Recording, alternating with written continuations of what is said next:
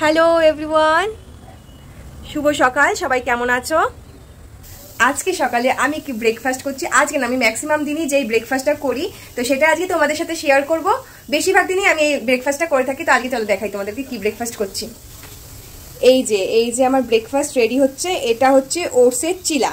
বেশিরভাগ দিনই ব্রেকফাস্টে আমি ওটসের চিলাটাই খাই। তো এখানে আমাদের দুজনের মতন, তো আরও তিনটে হবে। এটা হয়ে যাওয়ার পর আরও তিনটে করবো, তো আমরা দুজন এটা খাবো। তো বেশিরভাগ দিনই সকালে আমি ওটসের চিলা খাই। তোমরা কি কি খাও আমাকে অবশ্যই কমেন্টে জানিও। এটা খুব বেশি তেলের দরকার পড়ে না, একদম মানে তেল ব্রাশ করে নিলেই হয় কড়াইতে। আর এরকম হালকা একটু পোড়া পোড়া পোড়া পোড়া ভাবের হয়। যারা বেশি তেল খেতে পছন্দ করো তারা একটুখানি বেশি তেল দিয়ে করতে পারো, তবে আমি বেশি একটা তেল পছন্দ করি না, সেই জন্য একটু অল্প তেলেই করি, তেল ব্রাশ করে নিই তারপরে করতে থাকি।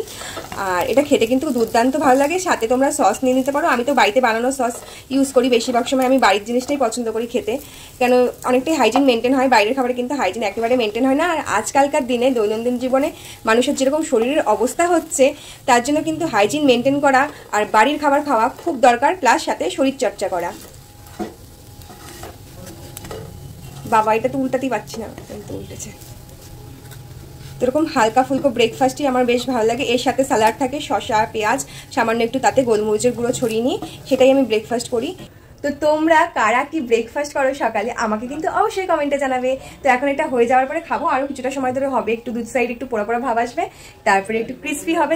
পোড়া পোড়া ভাবটা আসলে আমার এটা বেশ ভালো লাগে খেতে। তো তারপরে খাবো এটা শসা আর পেঁয়াজ আর গোলমরিচ গুঁড়ো দিয়ে।